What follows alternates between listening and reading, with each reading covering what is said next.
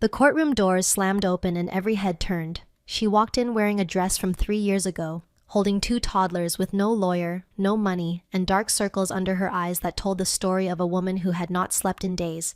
Her husband sat at the other table in a $4,000 suit, his mistress smirking from the front row, dripping in diamonds that were bought with his wife's anniversary gift budget. They thought this was going to be easy. They thought she was just a broke, discarded housewife who would sign whatever they put in front of her and disappear. They were wrong. Because when the judge opened a sealed envelope that had been delivered to his desk that morning, he did not look at the husband with approval. He looked at the wife, and his face went pale. What was in that envelope would not just end a marriage. It would expose a fraud, destroy a fortune, and prove that the most dangerous person in that courtroom was the quiet woman in the old dress holding her children's hands. But here's the part nobody expected. The husband was exactly 1 day away from legally owning everything he ever wanted, one single day, and he threw it all away for a woman who would betray him before the handcuffs clicked shut. This is not just a story. This is a warning to every person who has ever underestimated someone they thought was beneath them. Before we begin, here is what this story will teach you. It will show you that your worth is never determined by the person trying to diminish you. It will remind you that the truth, backed by evidence and patience, is more powerful than any amount of money or manipulation. And it will prove that sometimes the people who look the weakest in the room are the ones holding all the cards. If you have ever been underestimated, overlooked, or made to feel like you were not enough, this story is for you. So settle in. This one is going to stay with you long after it ends. If stories like this speak to you, take a moment right now to hit that subscribe button and tap the notification bell. That way you will never miss the next chapter. And if at any point this story makes you feel something, drop a like and leave a comment telling me what hit you the hardest. Share it with someone who needs to hear it today. Your support is what keeps these stories coming, and trust me, the next one is even bigger. Now let us begin. The courtroom fell into a suffocating silence as the heavy oak doors creaked open. Everyone in that Manhattan Superior Court expected a broken woman to walk through. A poor, discarded wife, a woman who would shuffle in with her head down, maybe crying, maybe trembling, begging for whatever scraps her powerful husband decided to toss her way. That is not what happened. Sarah Mitchell, CEO, walked in holding two children. Her daughter, Emma, was perched on her left hip, clutching a stuffed rabbit with one ear missing. Her son Jack held her right hand, his tiny fingers wrapped so tight around hers that his knuckles were white. The twins were 3 years old, dressed impeccably in matching navy outfits that Sarah had spent her last $40 on at a thrift store in Queens. Sarah herself looked like she had not slept in 2 days. Because she had not. Her brown hair, usually pulled back in a messy ponytail, hung loose around her shoulders, slightly frizzy from the humidity. She wore a gray cardigan that was 2 sizes too big, a gift from her neighbor, and a faded floral dress she had owned for 3 years. There were dark circles under her eyes that no amount of concealer could hide. Not that she owned any concealer anymore, but her back was straight, and her eyes were dry. At the petitioner's table, on the right side of the courtroom, Ryan Prescott sat in a $4,000 Italian suit, adjusting the cuffs of his shirt so the gold cufflinks caught the light. He glanced at his Rolex. 9:05 in the morning. His wife, soon-to-be ex-wife, was late. As usual, a smirk played on his lips. Typical Sarah. Disorganized, frantic, probably smelling of baby powder and cheap laundry detergent. She did not belong in a room like this. She did not belong in his world. Not anymore. Sitting directly behind Ryan in the front row of the gallery was Vanessa Cole. She was 29, blonde, and built like a woman who had never missed a Pilates class in her life. She wore a white, designer dress and a diamond pendant that caught the fluorescent light of the courtroom and threw tiny rainbows across the ceiling. Sarah recognized that pendant. Ryan had bought it for their 5th wedding anniversary. He told Sarah the jeweler was out of stock. 2 weeks later, she saw it around Vanessa's neck on Instagram, Vanessa crossed her long, tanned legs and leaned forward, whispering just loud enough for the reporters in the back row to hear. Is she actually going to show up? Or did she finally realize she is out of her league? Ryan chuckled. He leaned back in his leather chair with the confidence of a man who had already won. Sarah is stubborn, Ness, but she is not smart. She will come. She probably thinks if she cries enough, the judge will give her the house. He tapped the thick folder in front of him. The prenuptial agreement. His lawyer, Derek Loomis, had assured him it was ironclad, unbreakable. Derek was the most expensive divorce attorney in New York City, a man who had never lost a custody case, and he was currently arranging his papers with the precision of a surgeon preparing to operate. Do not worry, Ryan added, patting Vanessa's hand across the wooden barrier. By noon, I will be a free man, and we can finally start planning that trip to Turks and Caicos. Vanessa beamed. She glanced down at her flat stomach and smiled. And our little one will have a proper last name, not like those two she drags around. She was referring to Emma and Jack. Ryan felt a flicker of irritation at the mention of them. He had never really wanted children. Sarah had insisted. She had pushed and pushed until he gave in, and now those two loud, messy, needy toddlers were the reason this divorce was going to cost him a few headlines. All rise, The bailiff called out, cutting through the murmurs of the packed gallery. The heavy door behind the bench opened and Judge Robert Callahan walked in. He was 62 years old, with steel gray hair and a face that looked like it had been carved from granite. He had been on the family court bench for 27 years. He had seen every lie, every performance, every crocodile-sawed tear that human beings were capable of producing. He did not smile. He did not frown. He simply existed as a force of judgment. Judge Callahan settled into his chair, arranged his robes, and looked over the rim of his glasses at the empty table on the left side of the courtroom. The petitioner is present, the judge said, his voice low and gravelly. Where is the respondent? Derek Loomis stood up, smoothing his tie with practiced elegance. Your Honor, it appears that Mrs. Prescott has failed to appear at the scheduled time. Given her history of instability and her lack of respect for these proceedings, we move to proceed with a default judgment in favor of my client, Mr. Prescott. Judge Callahan looked at the clock on the wall. It is 9:08, Mr. Loomis. I will give her 5 more minutes. This matter involves the custody of 2 minor children. I do not take that lightly. Vanessa let out an audible sigh of annoyance, rolling her eyes dramatically. Ryan squeezed her hand to quiet her. 5 minutes, Ryan muttered under his breath. She is probably waiting for the bus. A few people in the gallery chuckled.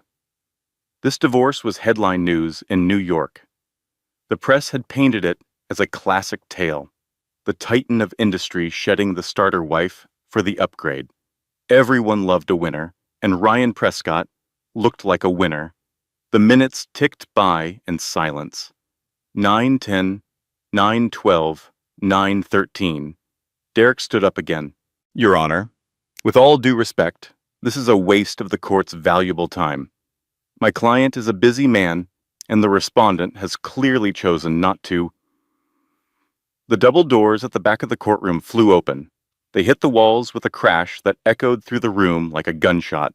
Every single head turned, and there was Sarah. She stood in the doorway for exactly 2 seconds, long enough for every camera in the back row to capture her, long enough for Ryan's smirk to freeze on his face, long enough for Vanessa to stop playing with her pendant. Then Sarah walked forward. She did not look at the cameras. She did not look at the gallery. She did not look at Vanessa. Her eyes locked onto Ryan's and held them with a cold, hard resolve that he had never seen before in 7 years of marriage. I am here, Sarah said, her voice steady and clear, echoing in the quiet room. And I brought the children, because they deserve to see what the truth looks like. Judge Callahan looked at Sarah. Then he looked at the sealed envelope sitting on his desk. He had received it that morning from an anonymous source. He had spent the last hour reading its contents. "Before we proceed," the judge said slowly, his voice dropping to a tone that made Derek Loomis stop shuffling his papers, "I need to understand something about the documents I received this morning. Because if what I am reading is authentic, Mr. Prescott," the judge paused and looked directly at Ryan, "you have a very serious problem." The smirk finally died on Ryan's face. And the worst day of his life officially began. But to understand what was in that envelope, and to understand why Sarah Mitchell walked into that courtroom with iron in her spine instead of tears in her eyes, we need to go back 6 months. To the night her entire life fell apart. It was a Tuesday in October. Sarah remembered that detail because Tuesdays were her favorite day of the week. Ryan always worked late on Tuesdays, which meant she had the brownstone to herself. She would cook something simple for the twins, give them a bath, read them a story, and then sit on the couch with a glass of cheap wine and watch whatever she wanted on television without Ryan criticizing her taste. On this particular Tuesday, the twins had gone down early. Emma was fighting a cold, and Jack always fell asleep whenever his sister did, as if they operated on the same internal clock. By 7:30, the house was quiet. Sarah had poured her wine and was folding laundry on the bed she shared with Ryan when she saw it, a small gold earring. It was sitting on Ryan's nightstand, half hidden under his phone charger. It was delicate, expensive, and shaped like a tiny teardrop. Sarah did not own any gold earrings. She could not afford gold earrings. She had not bought a piece of jewelry for herself in over 2 years. She picked it up and held it under the lamp. There was a tiny maker's mark on the back. Tiffany & Company, the real kind. Sarah sat on the edge of the bed for a very long time. The laundry sat unfolded. The wine went warm. She did not cry. She did not scream. She just sat there, turning that little gold teardrop over and over in her fingers, feeling something inside her chest crack open like a fault line. She could have confronted Ryan that night. She could have called him screaming. She could have thrown his clothes out the window like they do in the movies. But Sarah Mitchell was not a screamer. She was a coder, and coders do not react on emotion. They gather data first. Over the next 2 weeks, Sarah became a detective in her own marriage. She checked Ryan's credit card statements, the ones he thought she could not access because he had changed the password. He had changed it to Vanessa, with a capital V and the number 1. It took Sarah 4 guesses. What she found made her stomach turn. Hotel rooms at the Mandarin Oriental, $300 dinners at restaurants Sarah had never been to. A weekend trip to Miami that Ryan had told her was a technology conference. And jewelry. Lots of jewelry. Necklaces, bracelets, and 1 diamond pendant that cost $11,000. Their anniversary pendant. The one the jeweler was supposedly out of stock on. Sarah printed everything. She sat at the kitchen table after the twins were asleep and organized the evidence into a folder, her hands steady, her mind quiet. She labeled each printout with the date and amount. She highlighted the lies. This was not rage. This was documentation. And here is something that every person listening to this story should know, because it could save your life someday. If you ever discover that your spouse is cheating, your first instinct will be to confront them. Do not. Your second instinct will be to tell your best friend. Do not do that either. Your first move should be to document everything. Screenshot every transaction. Save every receipt. Print physical copies and store them somewhere your spouse cannot access. Because once the confrontation happens, the evidence starts disappearing. Ryan proved that rule 2 weeks later. Sarah finally confronted him on a Thursday evening. She waited until the twins were asleep. She set the folder on the kitchen table. She poured 2 glasses of water, not wine, because she wanted to be completely clear-headed for this conversation. Ryan came home at 8:30. He walked into the kitchen, saw the folder, and knew immediately what it was. Sarah watched his face cycle through 3 expressions in 2 seconds. Surprise, anger, and then, terrifyingly, relief. "So you found out," Ryan said. He did not sit down. He stood in the doorway of the kitchen, loosening his tie like this was a minor inconvenience. 11 months, Sarah said quietly. That is how long the credit card charges go back. Was it longer than that? Ryan shrugged. He actually shrugged. Does it matter? It matters to me. Well, maybe that is the problem, Sarah. Everything matters to you. Every little thing becomes a crisis. I forgot to call, crisis. I worked late, crisis. I bought the wrong kind of milk, crisis. He pulled out a chair and sat down, not across from her, but at the head of the table. A power position. You want the truth? Fine. Yes, Vanessa and I have been seeing each other, and honestly, it has been the best year of my life. Sarah felt the words hit her chest like physical blows, but she did not flinch. She had rehearsed this moment in her mind for 14 days. She knew he would try to make this her fault. She was ready. I want you to move out, Sarah said. We can discuss the divorce terms when you have had time to. Ryan laughed. It was a short, sharp sound. Move out? Sarah, I am not moving anywhere. This is my house. It is our house. Both names are on the deed. Both names are on a lot of things. But we both know who actually pays for everything around here. He leaned forward.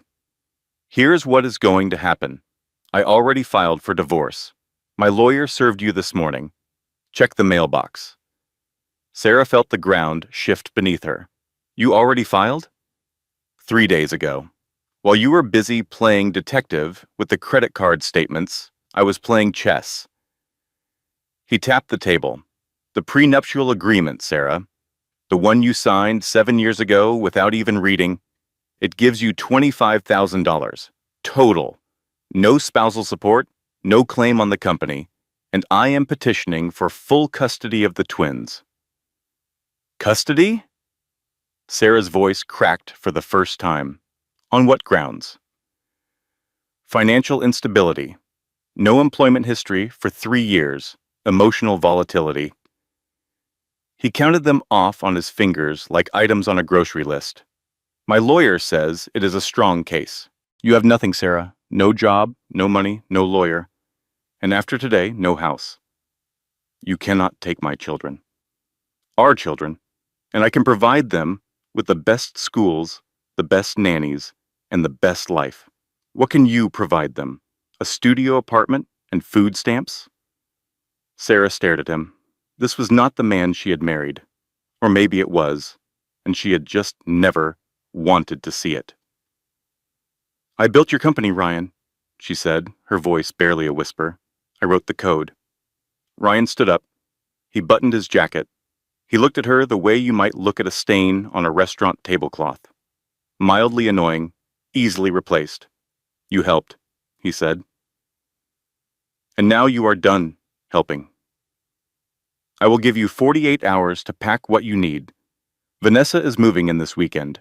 She has very specific ideas about the nursery, so please do not take the furniture. He walked out of the kitchen. Sarah heard the front door close. She heard his car start. She heard the engine fade down the street. Then she heard Emma crying upstairs. Probably a bad dream. Sarah stood up, walked upstairs, picked up her daughter, and held her until the crying stopped. She did the same for Jack when he woke up 20 minutes later. She spent the rest of the night packing 3 suitcases. She took the children's clothes first, then their favorite toys. Then the photo albums. She did not pack a single thing for herself except underwear and the gray cardigan that had been her mother's. At 6 in the morning, she called a taxi. The driver helped her carry the suitcases down the front steps of the brownstone she had lived in for 5 years. Emma looked out the taxi window as they pulled away. "Are we going on a trip, Mommy?" Sarah smiled. It took every muscle in her face to hold that smile. "Yes, sweetie, a little adventure." She did not cry until the taxi turned the corner. The apartment was 480 square feet. One bedroom, one bathroom, a kitchen that was really just a corner with a stove, and a window that looked out onto a brick wall. It was on the 3rd floor of a walk-up building in Astoria, Queens, and the radiator made a clanking sound every 45 minutes, like a ghost with a bad knee. Sarah found it. On the 2nd day of searching, it was the only place she could afford. Ryan had frozen their joint bank accounts the morning after their confrontation, which was technically illegal in the state of New York, but extremely effective. Sarah had $612 in a personal savings account that Ryan did not know about. First month's rent was $1,400.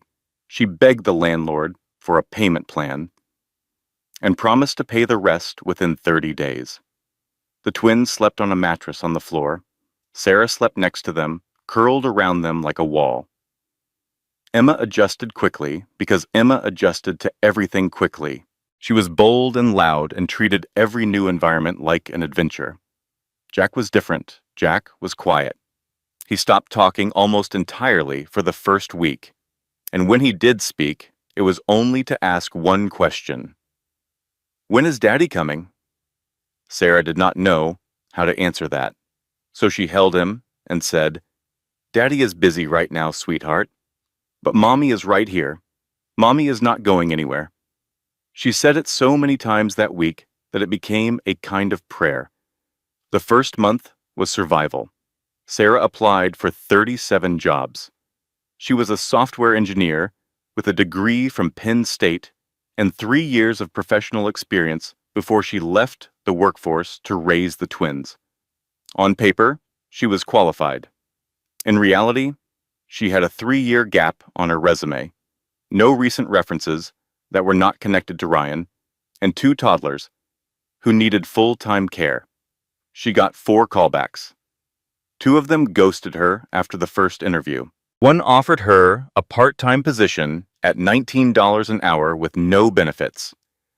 The 4th, a startup in Midtown, made it to the 2nd round before the hiring manager asked casually, "Are you related to Ryan Prescott, the tech guy?" Sarah said yes. The hiring manager's face changed. The call back never came. Sarah later learned that Ryan had made phone calls. Not many, just enough.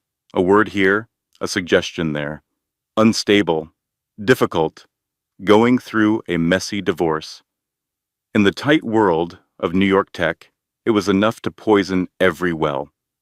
She tried to hire a divorce attorney. The first one she met was a woman named Patricia Holloway, recommended by a legal aid website. Patricia looked at the prenuptial agreement for about 4 minutes, then took off her reading glasses and set them on the desk. "Honestly, Mrs. Prescott, this is very tight. The language is specific, the disclosures appear complete on their face, and your husband's attorney is Derek Loomis. He does not make mistakes. Can you challenge it?" "I can try. My retainer is $15,000, and I would give you maybe a 20% chance of success."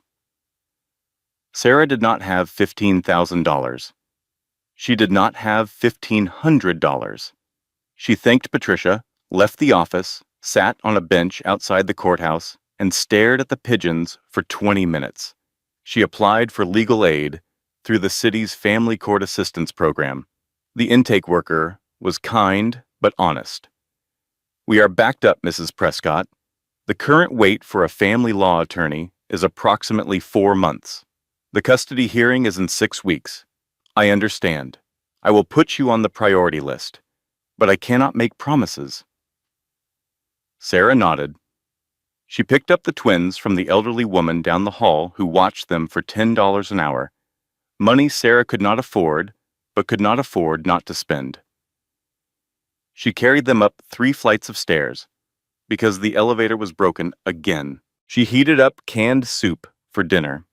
She gave the twins a bath in a tub that was slightly too small for both of them, and rid them, goodnight moon twice, because Jack asked for it twice, and Sarah could not say no to Jack about anything right now. Then she sat on the kitchen floor at 2 in the morning, surrounded by legal papers she did not fully understand, and she fell apart. It was not dramatic. There was no screaming. There was no throwing things.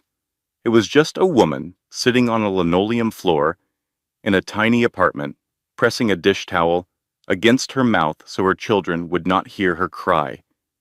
She cried until her ribs ached. She cried until the dish towel was soaked through, and at one point she picked up her phone, scrolled to Ryan's number, and her thumb hovered over the call button. She wanted to beg. She wanted to say she was sorry, even though she had nothing to be sorry for. She wanted to hear him say something kind, even if it was a lie, because she was so tired and so scared and so completely alone that even a false kindness would have felt like oxygen. She put the phone down. She pressed her palms against the cold floor and breathed. And then she heard a knock on her door. It was 11:30 at night, which was not a normal time for visitors in Astoria. Sarah wiped her face, checked the peephole, and opened the door. Standing in the hallway was a woman in her late 50s with curly gray hair, reading glasses perched on top of her head, and a cat tucked under one arm. She was wearing a bathrobe and slippers and holding a plate covered in aluminum foil. "I am Maggie," the woman said. "I live in 4B right below you. I can hear your little ones running around during the day, which is fine. Children should run, but I can also hear you crying at night, and that I cannot ignore." She held out the plate. "It is banana bread. I made too much. Also, I am being nosy. May I come in?" Sarah stared at her. Then she laughed. It was a strange, hiccuping laugh that was dangerously close to another round of tears. "I look like a disaster," Sarah said. "Honey, I have looked worse than you on a good day. Are you going to let me in, or should I stand here until the cat gets restless? He bites." Sarah let her in. They sat at the tiny kitchen table and ate banana bread at midnight while the twins slept 10 feet away. Sarah did not plan to tell Maggie anything, but Maggie had a way of asking questions that did not feel like questions. They felt like invitations. And before Sarah knew it, she had told this stranger in a bathrobe everything: the marriage, the cheating, the prenup, the frozen accounts, the custody threat. Maggie listened without interrupting. When Sarah was done, Maggie set down her fork and said, "What kind of prenup?" "The bad kind." "I was a paralegal for 30 years, Sarah, at 3 different law firms. I have seen every kind of prenup that exists. There is no such thing as an airtight one. There are only lawyers who did not look hard enough." She leaned forward. "Do you have a copy?" "I have the original. I brought it when I left." "Get it." Sarah got it. Maggie put on her reading glasses, the ones from the top of her head, and read the prenuptial agreement from the first page to the last.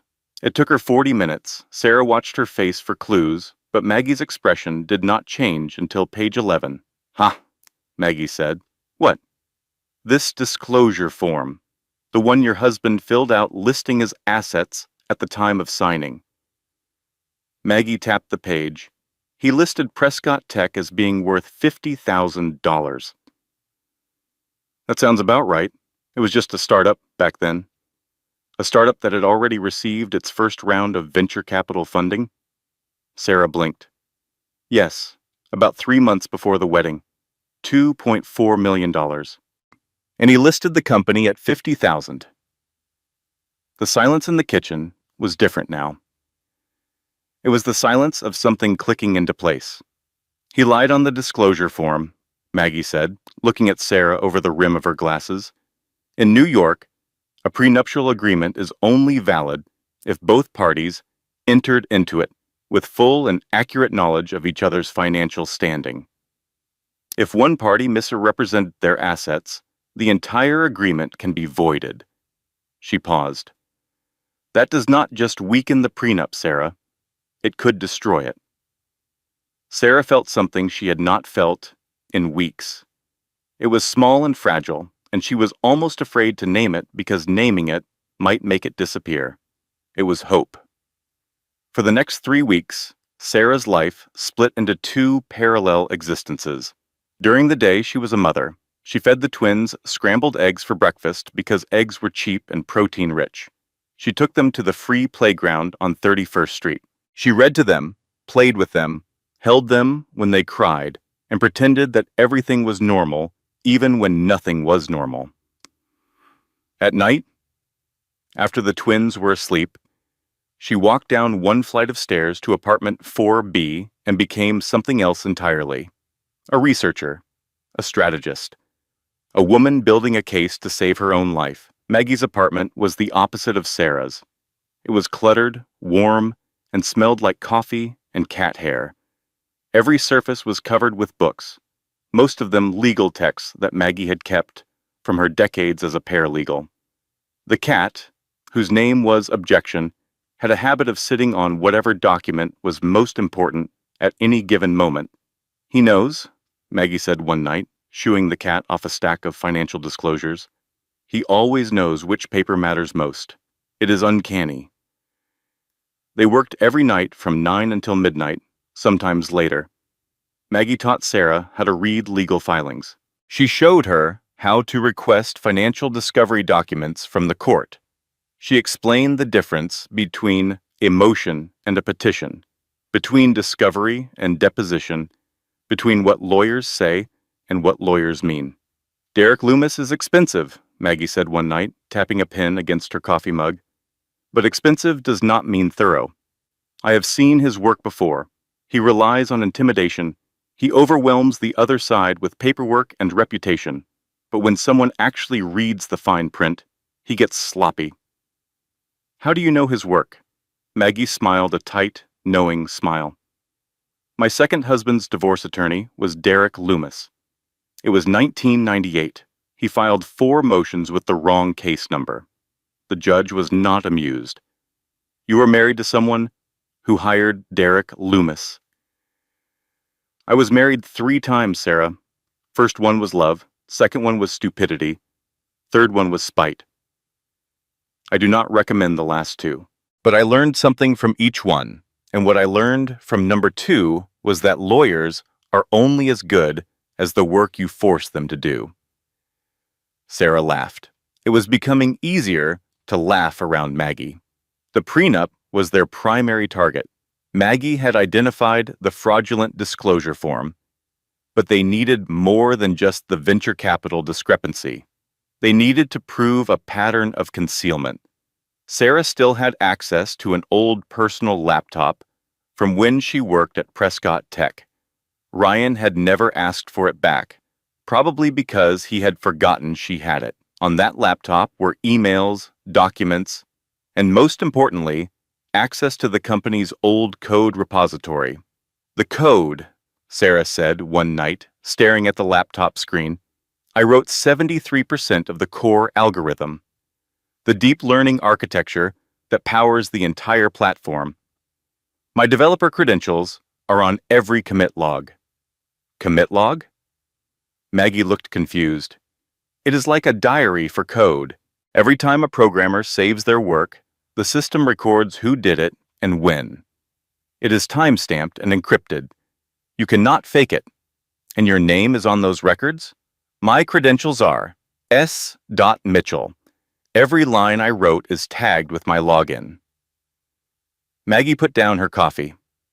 Sarah, that does not just affect the prenup. That affects the entire division of assets. If you can prove you built the core product of the company, you are not just a spouse, entitled to a settlement. You are a co-creator entitled to equity. Sarah stared at the screen.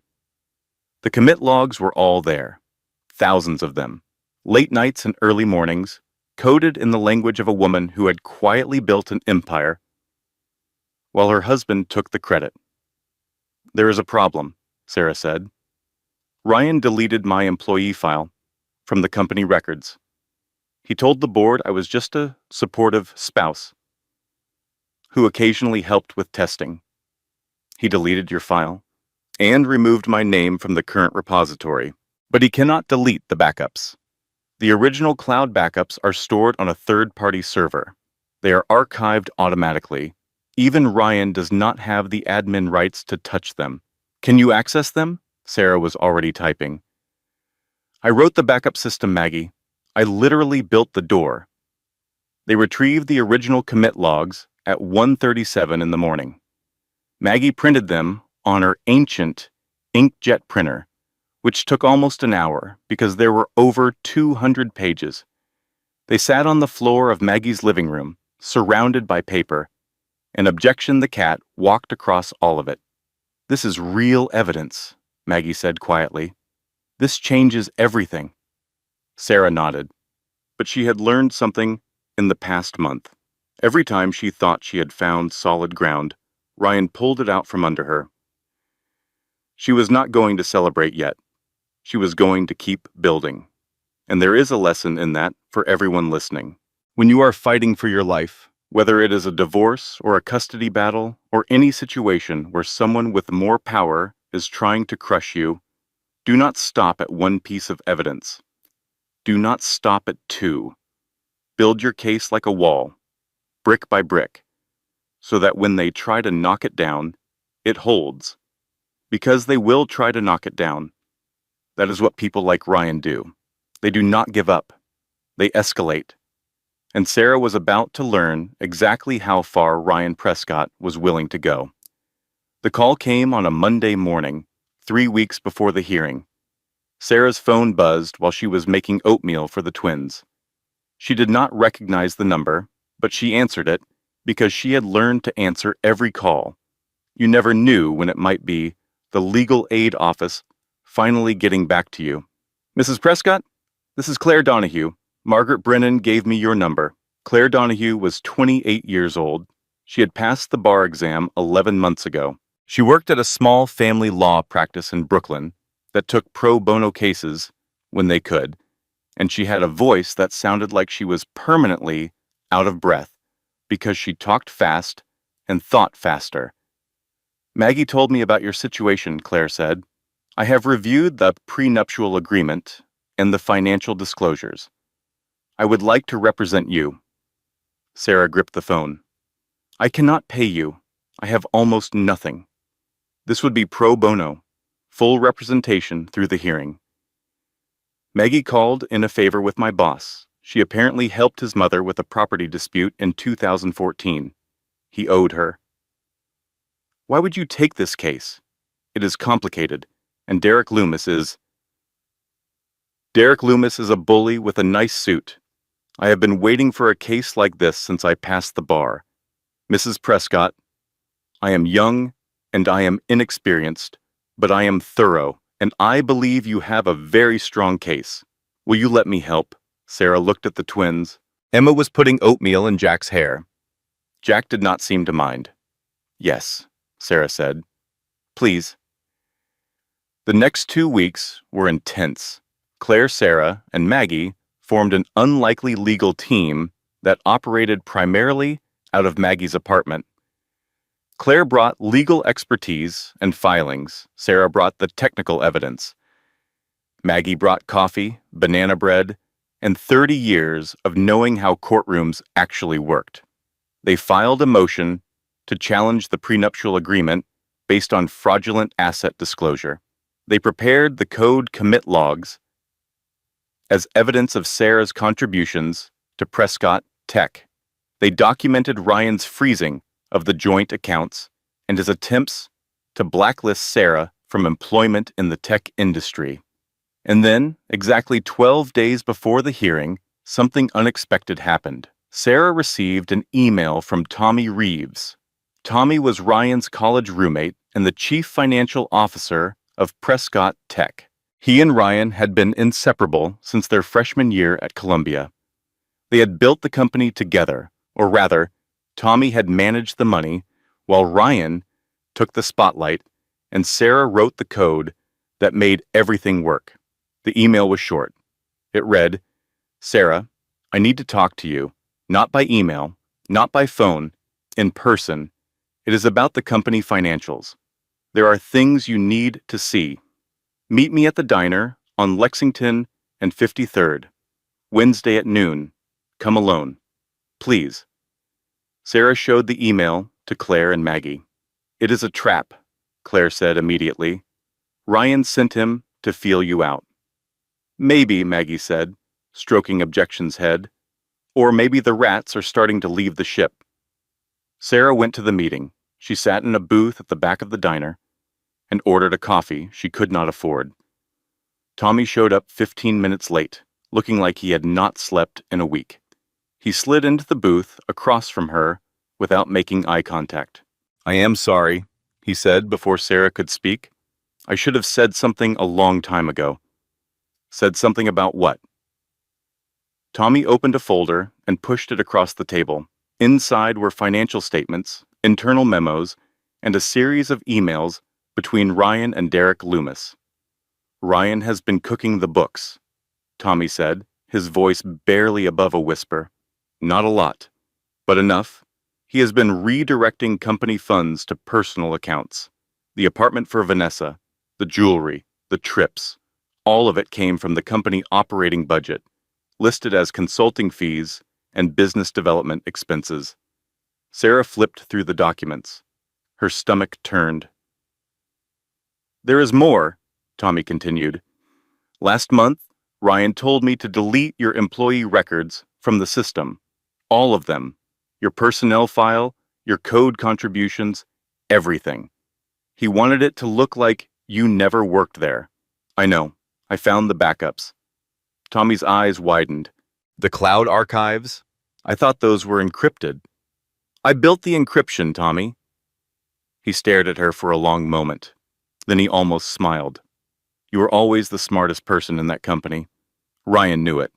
That is why he was so afraid of you." "Why are you telling me this now?" Tommy looked down at his coffee. His jaw tightened. "Because he is going to pin the embezzlement on me. I can see it coming. He has been CCing me on every suspicious transaction for the last 6 months, building a paper trail that points at me. If the auditors come, I am the one who goes to prison, not him. So this is self-preservation." "It is survival," Tommy said. "Same thing you are doing?" He was right, and Sarah was not in a position to be picky about motives. Tommy agreed to testify. Claire prepared his witness statement.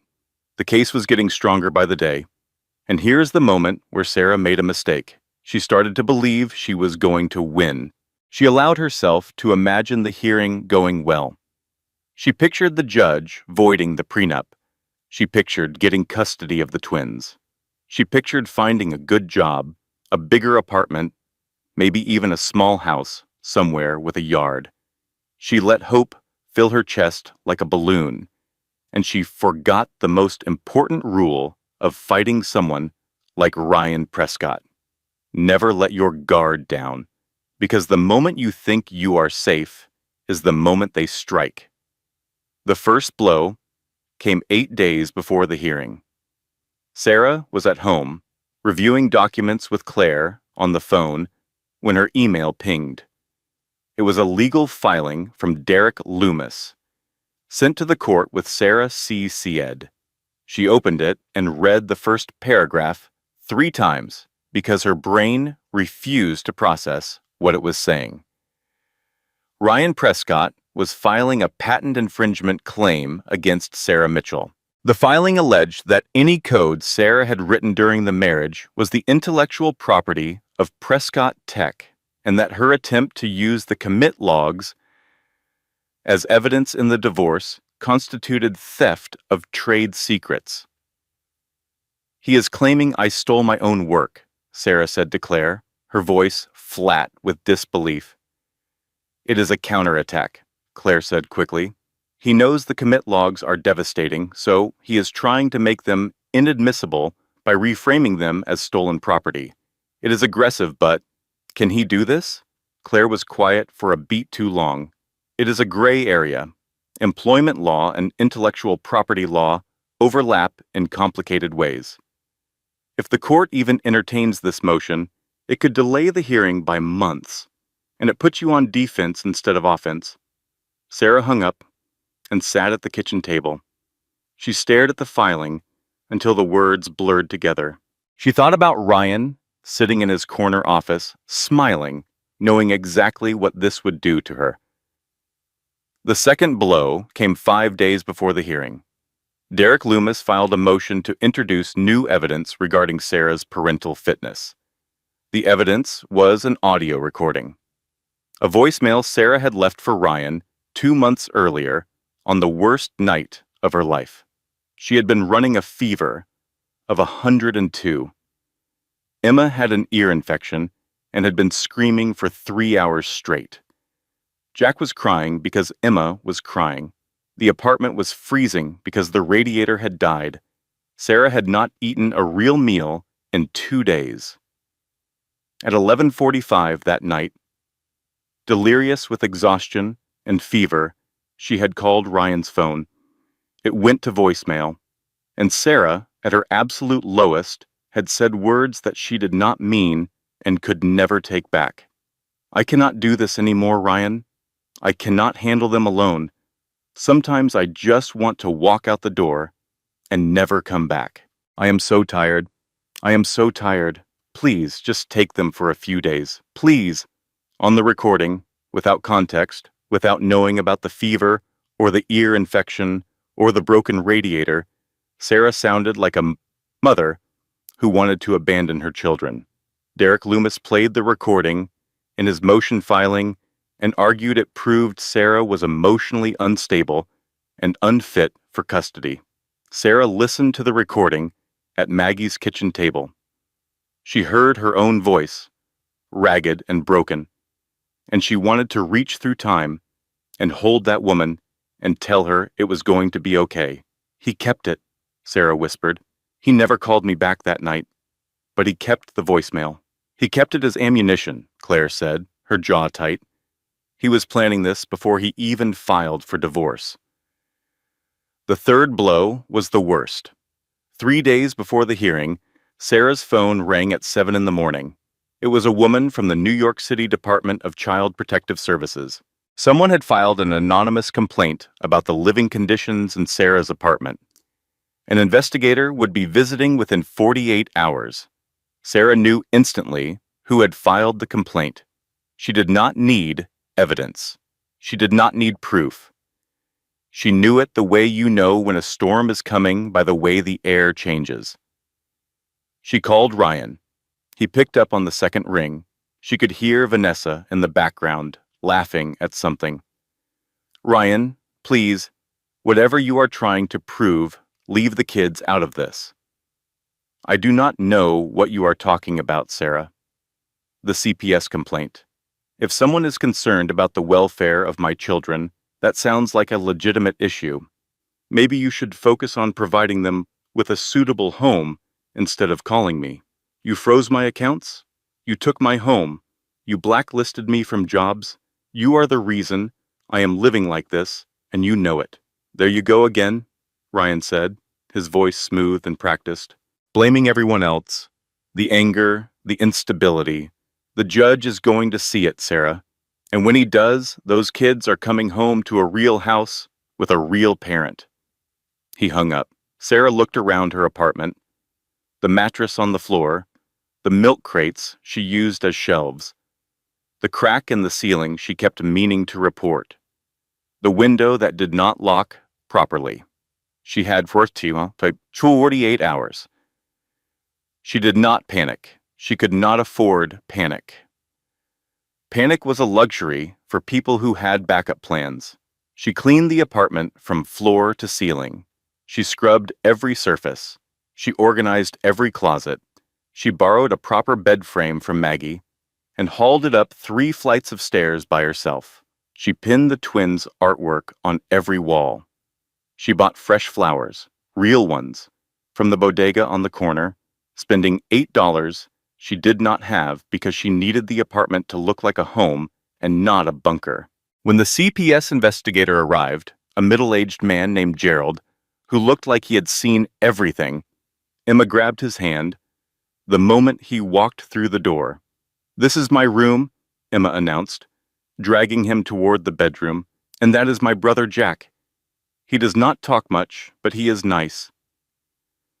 Gerald looked around the apartment. He opened the refrigerator. He checked the bathroom. He watched the twins play. He asked Sarah the questions in a neutral voice that gave nothing away. Sarah answered everything honestly because she had nothing to hide. When he left, Gerald paused at the door.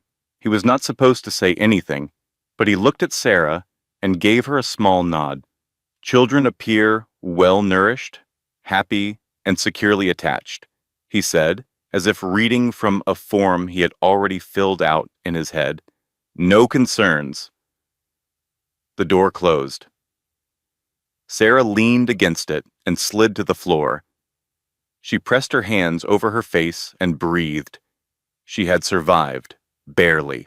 But the hearing was in 2 days, and Ryan had already proven that he would use every weapon available, including their children, to win.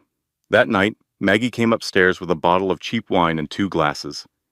"We survived," Sarah said, pouring. "Honey, when I was married to my second husband, I survived a kitchen fire, a tax audit, and his mother moving in, all in the same month. This is Tuesday." Sarah actually laughed. "You are tougher than you think," Maggie said, clinking her glass against Sarah's, "and that man is weaker than he looks. I have seen it 1,000 times. Men like Ryan are like buildings with no foundation. They look impressive until the wind blows." Sarah looked at her wine. "What if the wind is not strong enough? Then you blow harder." The morning of the hearing, Sarah woke up at 4:30. She could not sleep, so she did not try. She sat on the edge of the borrowed bed frame and watched the twins sleep. Jack was holding Emma's hand, as he always did, their small fingers intertwined like roots of the same tree. She showered. She put on the gray cardigan and the floral dress. Claire had offered to lend her something more professional, but Sarah said no. She did not want to pretend to be someone she was not. She was a mother who had been knocked down, and she was going to stand up in exactly the clothes she had been knocked down in. Maggie met her downstairs at 7:30.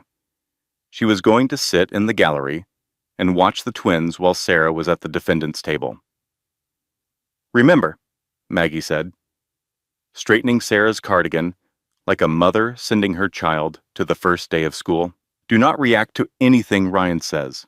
Do not react to anything his lawyer says. Let Claire handle the legal arguments. Your job is to be calm, clear, and honest. That is your superpower, Sarah.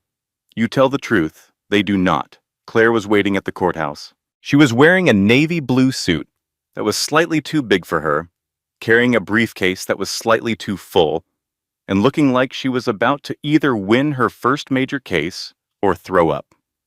Possibly both. "Are you ready?" Sarah asked. "I have been ready for this since law school," Claire said. "Let us go." And so Sarah walked into the courtroom. She pushed open those heavy oak doors, holding Emma on her hip and Jack's hand in hers, and she walked down the center aisle while every head in the room turned to look at her. Ryan was already seated. Vanessa was in the gallery. Derek Loomis was shuffling his papers. The press was in the back row. The stage was set. Sarah sat down at the defendant's table. Claire sat beside her. The twins went to Maggie in the gallery. Emma waved at the judge. Judge Callahan's mustache twitched, which was as close to a smile as he ever got. Derek Loomis went first. He was polished. He was confident. He presented Ryan as a successful business leader and devoted father who simply wanted the best for his children. He presented Sarah as an unemployed, unstable woman living in substandard conditions with no means of support. He played the voicemail. The recording echoed through the courtroom. Sarah's voice, broken and desperate, saying the words that haunted her. I cannot do this anymore. Sometimes I just want to walk out the door and never come back. The gallery murmured. Ryan shook his head with practiced sadness. Claire stood up. She was nervous. Her hands trembled slightly as she opened her briefcase. But when she spoke, her voice was steady.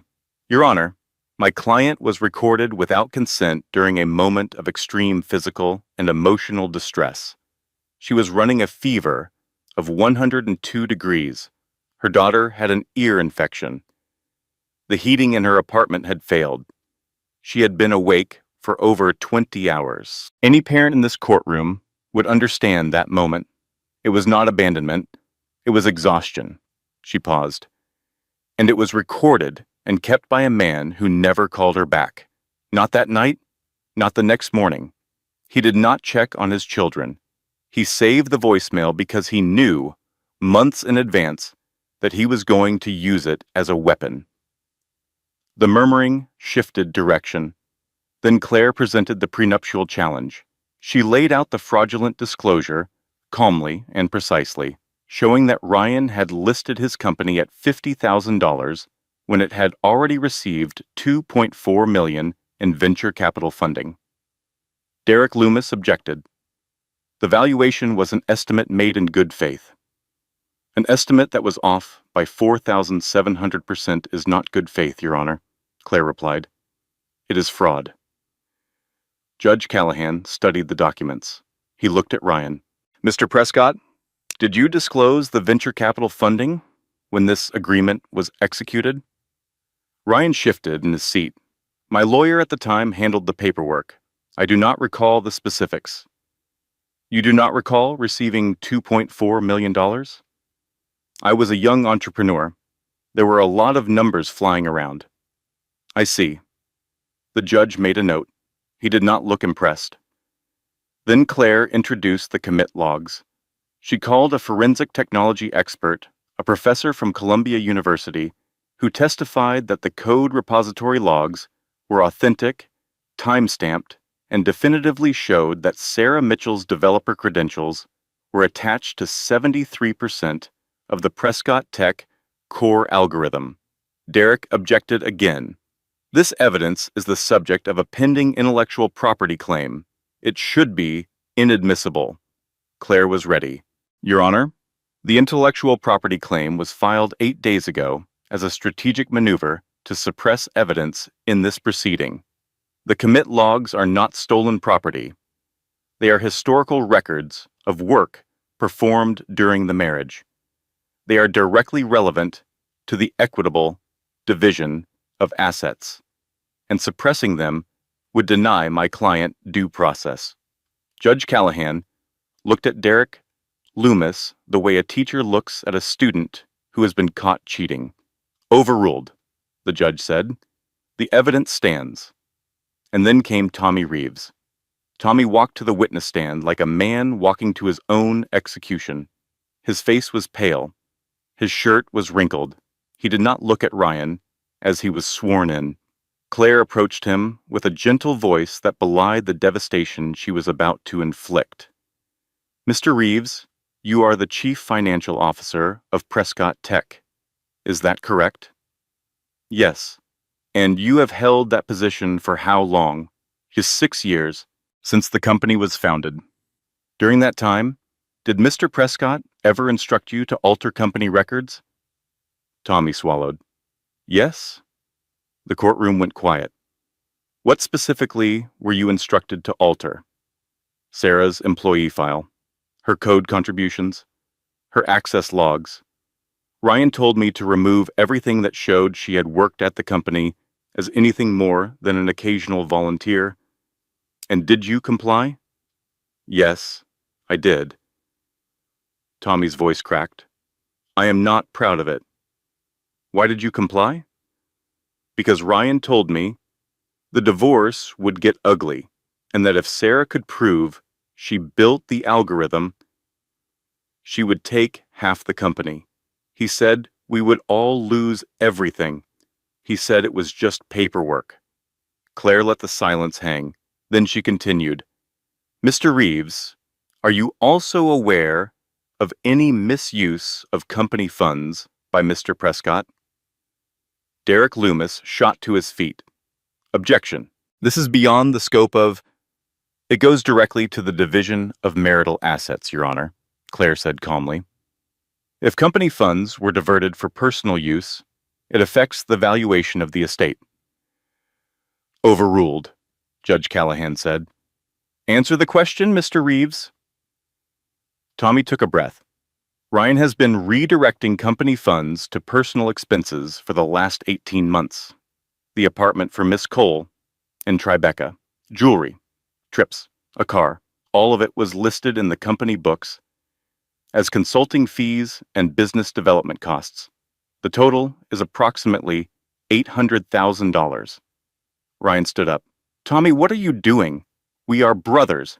We built this together. Sit down, Mr. Prescott, Judge Callahan ordered, his voice sharp enough to cut glass. Tommy finally looked at Ryan. His expression was not anger. It was exhaustion.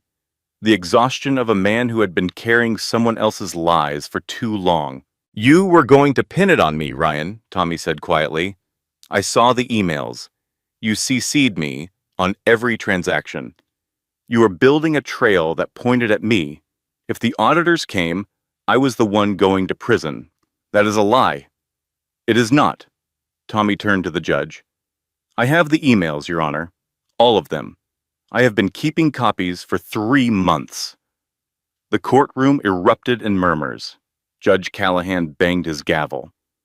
Derek Loomis sat down heavily, looking like a man who had just realized he was on the wrong side of history. And then the judge addressed the envelope.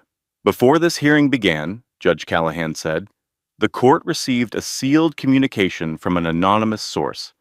I had it authenticated by the court's forensic department this morning. I want to address it now. He opened the envelope. Inside was a USB drive.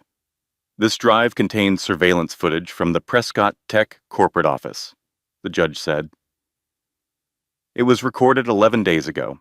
It shows Mr. Prescott and Miss Cole in his office at approximately 9:45 in the evening. The footage was played on a screen in the courtroom. The quality was not perfect, but the audio was clear enough.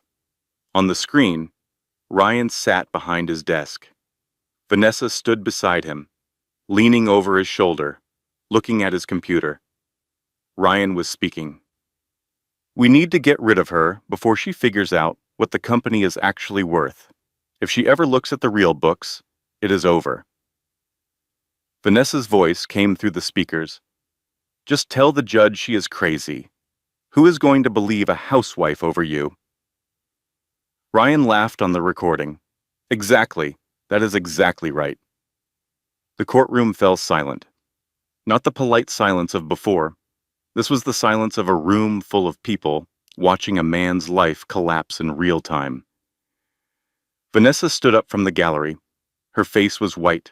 She grabbed her purse and started moving toward the door.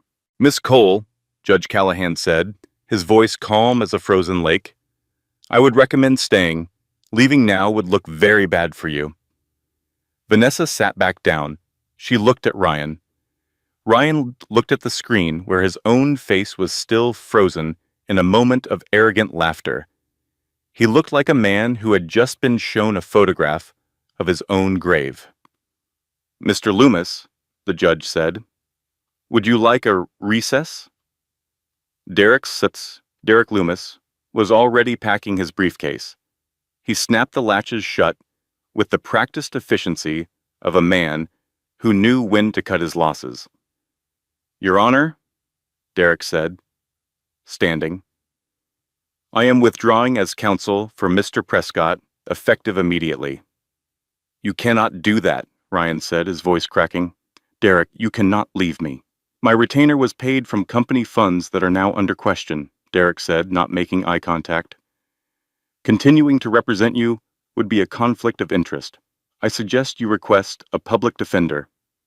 He walked out. The doors closed behind him with a sound that echoed through the room. Ryan sat alone at the petitioner's table. His lawyer had fled. His best friend had testified against him. His mistress was calculating the fastest route to the exit. And his wife, the woman he had called boring and simple, and beneath him, sat 10 feet away with a posture that could cut diamond. "Sarah," Ryan said, turning to her. He tried to smile. It was a broken, trembling thing. "We can work this out. Think about the kids. You do not want to do this to the father of your children." Sarah looked at him. She did not look angry. She did not look triumphant. She looked tired and sad and done. "I am thinking about the kids, Ryan," she said. "That is why I am doing this." Judge Callahan took 15 minutes to review the complete body of evidence. The courtroom waited in silence, broken only by the sound of Emma whispering to Maggie in the gallery about whether the judge was Santa Claus because he had white hair. When the judge finally spoke, his voice carried the weight of a man who had spent 27 years hearing lies and had finally, on this particular Tuesday morning, heard enough truth to feel something close to satisfaction. "I have reviewed the prenuptial agreement," Judge Callahan began. "The asset disclosure form signed by Mr. Prescott materially misrepresented the value of Prescott Tech at the time of execution. The company was listed at $50,000 when its actual value, based on the venture capital funding already received, was approximately $2.4 million. This is not a minor discrepancy. It is a deliberate concealment." He looked at Ryan. "The prenuptial agreement is voided." Ryan's head dropped forward. The first pillar had fallen. "Regarding the division of assets," the judge continued, "the evidence presented today, including authenticated code repository logs and the testimony of the company's chief financial officer, establishes that Mrs. Prescott was the primary architect of the core technology that drives Prescott Tech.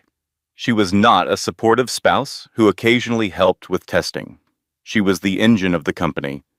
The fact that her contributions were systematically erased from company records by the petitioner himself speaks to both the value of her work and the lengths Mr. Prescott was willing to go to deny her credit." He paused. "Mrs. Prescott is awarded 60% of all marital assets, including her equitable share of Prescott Tech based on her documented contributions." Vanessa made a small choking sound from the gallery.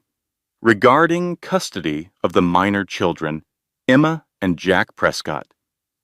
The judge looked at Ryan, then at Sarah, then at the twins in the gallery. Emma was drawing on a piece of paper Maggie had given her.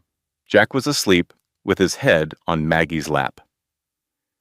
"Full custody is awarded to the mother, Sarah Prescott. The father is granted supervised visitation every other weekend, subject to review in 6 months. The court does not make this decision lightly, but the evidence presented today paints a clear picture of a father who used his children as leverage in a financial dispute, who filed a fraudulent CPS complaint to harass their mother, and who demonstrated a consistent pattern of deception that this court finds incompatible with the best interests of the children." Ryan did not move. He sat perfectly still, like a statue of a man who used to be powerful. "Additionally," the judge said, "Mr. Prescott is ordered to pay retroactive child support for the 6 months during which he froze the marital accounts and left his wife and children without financial resources.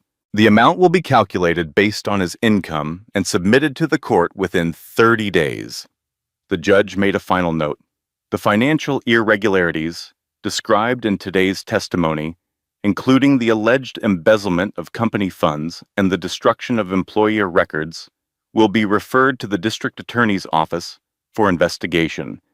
This court does not have jurisdiction over criminal matters, but I will note for the record that the evidence presented today is deeply troubling."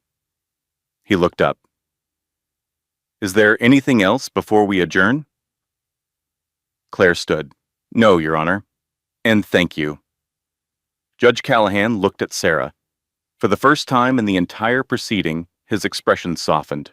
"Mrs. Prescott," he said, "you came into this courtroom without a penny, without a lawyer, and without anyone in your corner except a retired paralegal and a first-year attorney. You presented your case with dignity and evidence. That is all any court can ask." He paused. "Go home. Take care of your children. You have earned it." He banged his gavel. "Case closed." The courtroom erupted. The reporters surged forward. Cameras clicked. People in the gallery stood up and started talking all at once. Sarah did not hear any of it. She walked to the gallery, picked up Jack, took Emma's hand, and held them both so tight that Emma said, "Mommy, you are squishing me." "I know, baby. I know." Maggie was crying. She was pretending she was not, dabbing at her eyes with a tissue and muttering something about allergies, but she was crying. Claire was shaking. Her hands were trembling and her eyes were bright, and she looked like she had just climbed Everest in her slightly too big navy suit. "You did it," Claire said to Sarah. "We did it," Sarah said. She looked at Claire, then at Maggie. "All of us." They walked out of the courtroom together. The hallway was chaos, reporters shouting questions, cameras flashing, people trying to get a statement. Sarah ignored all of it. She walked straight to the elevator, holding her children, flanked by a retired paralegal with a cat named Objection and a 28-year-old lawyer who had just won her first case. In the elevator, Emma looked up at Sarah. "Mommy, did we win?" Sarah pressed the lobby button. The doors closed. The noise disappeared. "Yeah, baby," Sarah said. "We won." And here's the thing that Sarah did not say out loud, but knew in her bones. She had not won because she was rich or powerful or connected. She had won because she told the truth. In a room full of lies and lawyers and expensive suits, she had walked in wearing a 3-year-old dress and armed with nothing but evidence and honesty, and it had been enough. That is the most important lesson of this entire story. It does not matter how much money the other side has. It does not matter how many lawyers they hire, or how loud they yell, or how many dirty tricks they play. If you have the truth and you have the evidence to back it up, you can win. It will not be easy. It will not be fast. You will lose sleep and lose weight and lose faith in the process at least a dozen times. But if you keep going, if you document everything, if you find the people who believe in you and hold on to them tight, you can win. Sarah knew that now. She had lived it. 6 months later, the view from the brownstone window was not Central Park. It was not a skyline. It was a backyard in Brooklyn with a swing set and a small garden and a fence that needed painting. Sarah preferred it to any skyline in the world. She had not taken over Prescott Tech. She had not wanted to. The company was a monument to a marriage built on lies, and Sarah wanted nothing to do with monuments. She sold her 60% share in a deal brokered by Claire, who had turned out to be not just a competent attorney, but a surprisingly sharp negotiator. The sale netted Sarah enough money to buy the brownstone, set up college funds for the twins, and start over. She went back to work as a software engineer, not at a Fortune 500 company, not at a flashy startup with ping-pong tables and free kombucha. She took a position at a small company in Brooklyn that built educational technology for public schools. The pay was modest. The office was a converted warehouse. Her boss was a woman named Rachel, who wore sneakers to work and ended every meeting with, "Go home and hug your kids." It was perfect. The twins were thriving. Emma, now almost 4, had developed a passion for telling everyone exactly what she thought about everything, a trait that Sarah found both exhausting and deeply admirable. Jack had started talking more. Not a lot, but enough. His favorite word was why, which he deployed approximately 400 times a day. Maggie came over every Sunday for dinner. It had started as a standing invitation and had evolved into something closer to family. Maggie brought wine and dessert. Sarah cooked.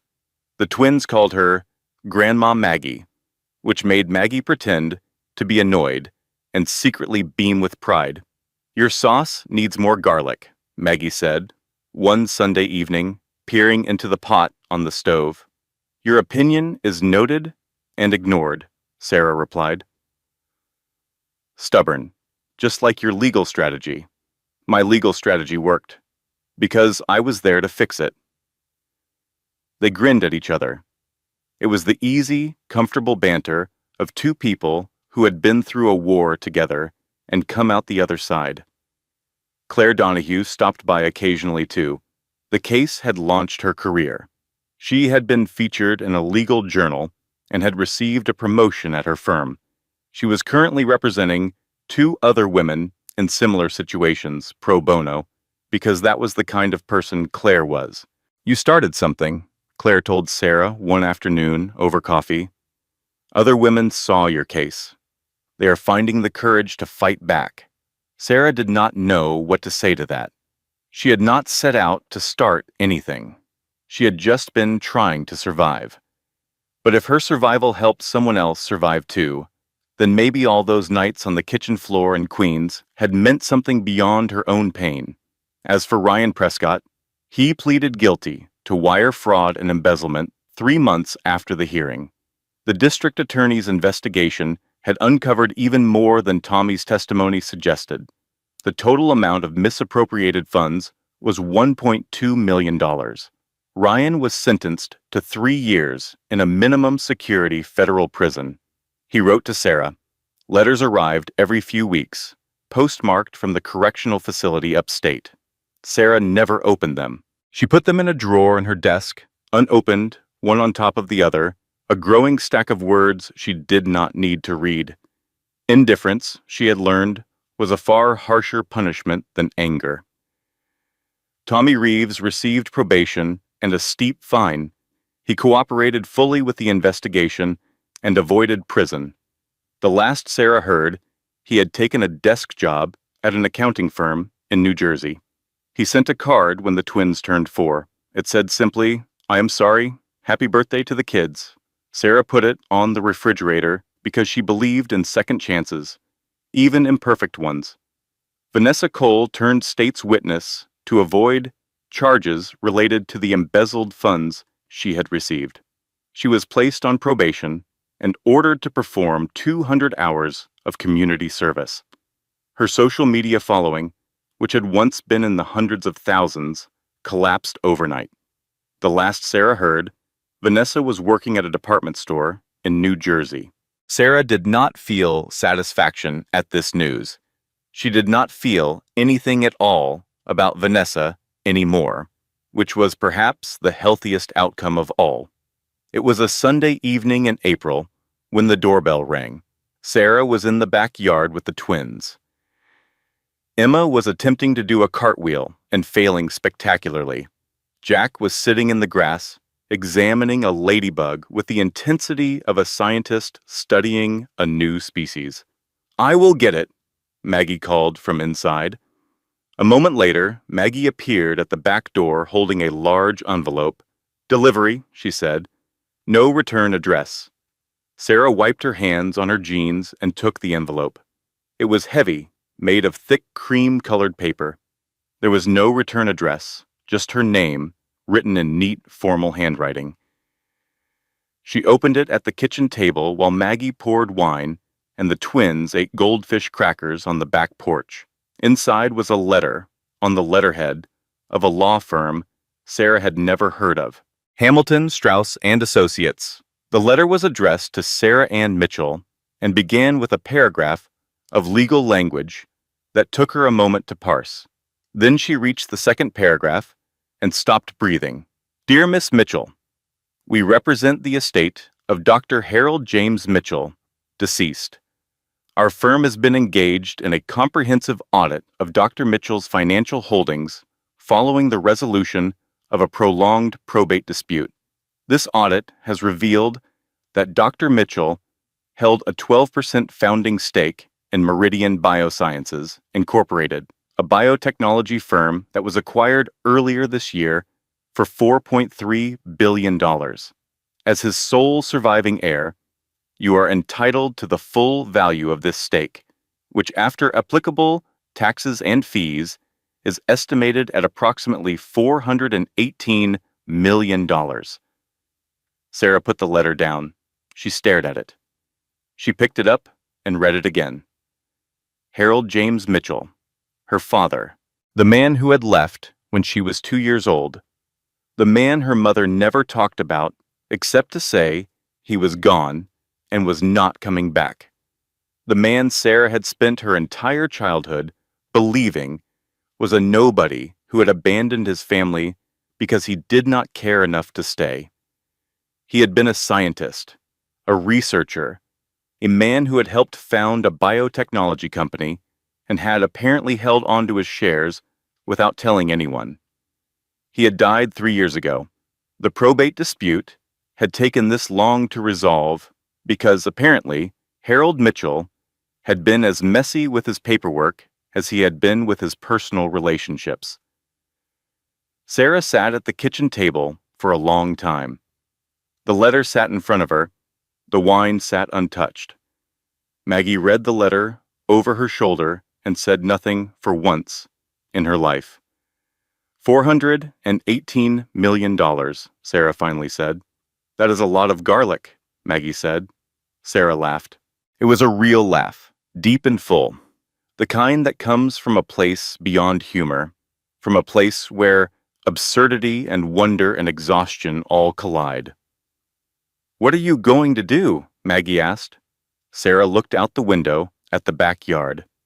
Emma had given up on cartwheels and was now trying to teach Jack how to do a somersault.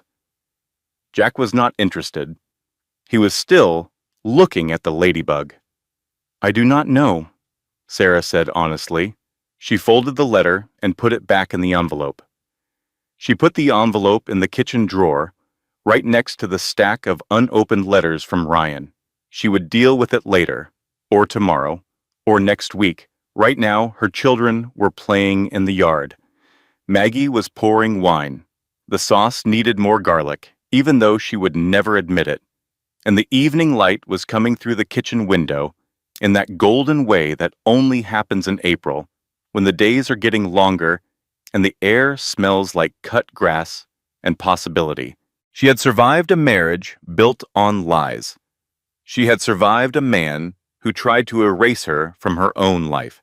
She had survived the worst year of her existence with nothing but a retired paralegal, a first-year lawyer, a cat named Objection, and the stubborn refusal to let anyone tell her she was not enough. She did not need $418 million to know her worth. She had figured that out on a kitchen floor in Queens at 2 a.m, eating a goldfish cracker that her daughter had placed in her hand. But if the universe wanted to give her a safety net after everything she had been through, well, she was not going to argue with the universe. Sarah stood up, walked to the back porch, and sat down on the steps. Emma ran over and climbed into her lap, smelling of grass and sunscreen. Mommy, who was at the door? Nobody important, baby. Just a letter. What did it say? Sarah kissed the top of her daughter's head and watched Jack gently pick up the ladybug and place it on a leaf. It said that sometimes, when you have been through the hardest thing you can imagine, life surprises you. Not because you deserve it more than anyone else, but because you kept going. You kept going when it was dark and scary, and you did not know how it was going to end. And sometimes that is enough. Emma considered this with the seriousness of a 3-year-old evaluating a profound statement. "Can we have ice cream?" Sarah smiled. A real smile. The kind that starts in your chest and works its way up through all the broken places and comes out your eyes. "Yeah, baby, we can have ice cream." She went inside, grabbed her keys, loaded the twins into the car, and drove to the ice cream shop on Atlantic Avenue. Maggie came too, because Maggie always came too now. They sat at a picnic table outside as the sun went down, and Emma got chocolate on her nose, and Jack got vanilla on his shirt, and Maggie told a story about her third husband that was probably only half true, but was entirely hilarious. And Sarah sat there, in the golden light, surrounded by the small, imperfect, beautiful family she had built from the wreckage of the one she had lost. And she thought about all the women out there right now who were sitting on kitchen floors at 2 in the morning, wondering if they were going to make it. She wished she could tell them all the same thing. You are going to make it. Not because the universe owes you a happy ending, not because some secret inheritance is going to fall into your lap, but because you are stronger than the person trying to break you. You are smarter than you think. And the people who are supposed to be in your life, the Maggies and the Claires, and the tiny hands that put goldfish crackers in yours when you are crying on the floor, they will find you. They always find you. You just have to keep going. If this story moved you, if it reminded you of someone you know or someone you are, please hit that subscribe button and turn on the notification bell, because there is more to Sarah's story. That letter in the kitchen drawer is going to change everything again. And trust me, you are not ready for what happens next. Drop a comment and tell me. Do you think Sarah should accept the inheritance from the father who abandoned her? Or is the quiet life she built worth more than any fortune? I will see you in the next one. Thank you for watching. And remember, never let anyone tell you that you are not enough. You are more than enough. You always were. This content was carefully researched, developed, and manually edited by our team to deliver meaningful stories with real-life lessons. Every character, every twist, and every word was crafted with one purpose: to entertain you while reminding you of the strength you already carry inside. Thank you for being part of this community. We will see you in the next story.